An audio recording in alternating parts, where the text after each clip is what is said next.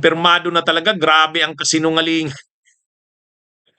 Grabe ang kasinungalingan. Ano, mga kabunyog, mga kababayan. Sinungaling talaga itong si ano eh. Itong si Cayetano at si Aplaska. Ha? Oh, sa totoo lang, mga kabunyog, grabe. Talagang mapapaano ka dito sa kasinungalingan nito ni Cayetano at saka ni Aplaska. Ha? Nag-press con ngayon si Secretary of Interior and Local Governments Junvic Rimulya. Ayun, may pinakitang video. May pinakitang video mga kabunyog, mga kababayan. Ano? Ano dito? Makikita dito. Tingnan nyo yan, oh. Yang nakikita nyo dyan sa picture, si Aplaska yan. O tingnan nyo, nagpapaputok doon sa pinto. Wala namang pinuputukan. O yan, kita nyo na? So ibig sabihin, yung sinasabi nila Cayetano at saka nung mga senador na ang Senado daw ay under attack, o wala. Video na mismo, CCTV na mismo ang nagpapakita, wala. Wala naman silang pinuputukan. Ha? So, pumuputok sila dyan sa door. Yun o, wala naman eh. Actually, kung titingnan mo nga yung kumpleto ng CCTV na yan, lumapit pa sila dun sa pinto, binuksan pa nila. At walang walang putok galing sa labas. Wala. Walang tama ang Senate, kahit yung mga walls. Yan mga kabunyog, mga kababayan. Yan ang lumalabas ngayon. Kaya nga itong nakikita nyong picture, ayan kita ko. Lakihan natin. Yan Yan mga kabunyog. Sabi ni SILG Junvic Rimulya, mind you, there's no one there. Kita nyo yan linakihan ko na para makita ninyo mga kabunyog. So napakasinungaling talaga nito ni Cayetano. Pati nitong si Aplaska. Actually, pati silang lahat ng mga senador na nandun, yung mga galing sa mayorya. May mga drama-drama pa. May mga patay-patay pa ng ilaw. Anong drama ni Amy Marcos? Bakit ginagawa nila ito? Bakit nilulusob nila kami? Anong gagawin nila sa amin? Papatayin na ba nila kami? Aarestuhan na ba nila kami? Yan mga kabunyog, mga kababayan. Wala namang tao doon na pinuputukan. So, ano na ngayon? Wala naman talagang attack sa Senado. Sila lang talaga yung nagpaputok. Lahat ng putok galing sa kanila. Kita nyo? At wala namang pinuputukan dun. Yung sinasabi nilang nakapasok na ang NBI, wala. Ito na, bago na naman ito. Galing ito sa video na pinakita kanina ni Secretary of Interior and Local Government Junvic Rimulya at saka ni PNP Chief Nartatis. Mayroon na sila. Kaya mga kabunyog, mga kababayan, kita nyo yan? Kaya ito?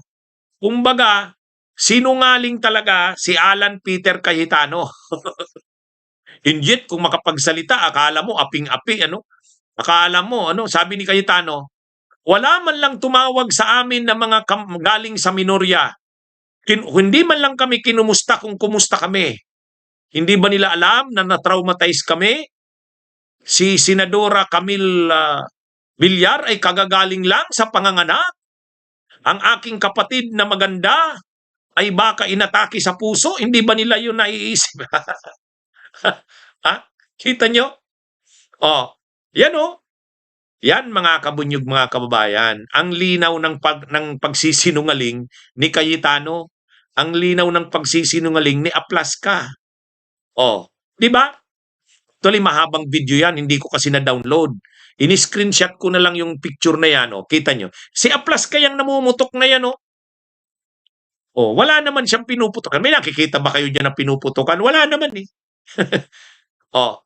Kaya lumalabas, lahat ng putok actually galing sa loob ng Senado. Walang galing sa labas. Ibig sabihin, hindi sila under attack.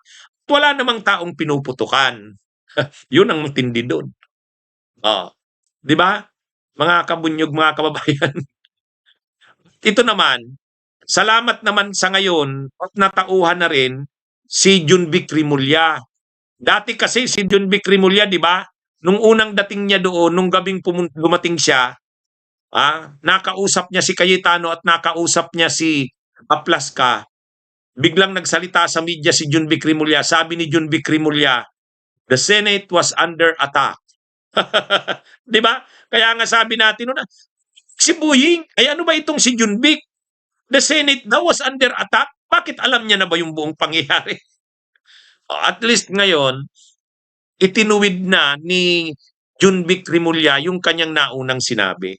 Kasi nung gabing pumunta siya doon, napaniwala siya nila Junvic, nila Cayetano at saka ni Aplaska that the Senate was under attack. Dito wala na, malinaw na. Kaya ano ito mga kabunyog, ito na yung galing sa PNP na video. Kaya ito na mga kabunyog. May 19, 2026 yan. Sabi ni SILG, Junvic, mind you, there's no one there. Walang pinuputukan. So, anong ibig sabihin yan? Talagang gawa-gawa lang ni Aplaska, gawa-gawa lang ni Cayetano yung nangyari noong May 13, 2026. Wala naman talagang attack, wala rin ngang tao eh. At lahat ng putok ay galing sa loob ng Senado. Ibig sabihin, galing kila Aplaska, mga kabunyog. Yun yung malinaw doon. Kaya ano ito?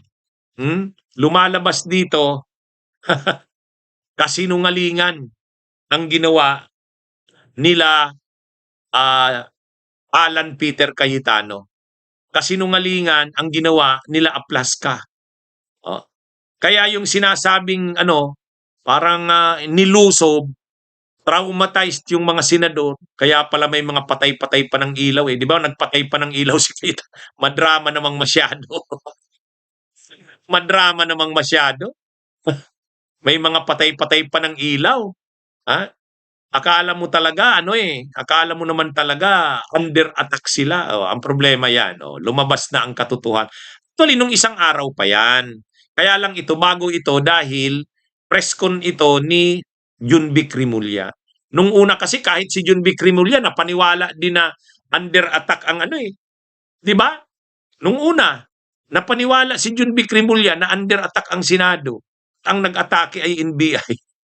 At least ngayon, siya na mismo ay nag-correct na, nag-rectify na. Mga kabunyog, mga kababayan. Bunyog, bunyog, halikan na kasama ka. Bunyog, kapag buklod ay may pag-asa. Luzon, Visayas, Mindanao, isa ang pananaw. Sa bagong Pilipinas ang bunyog isisigaw. Bunyog, bunyog.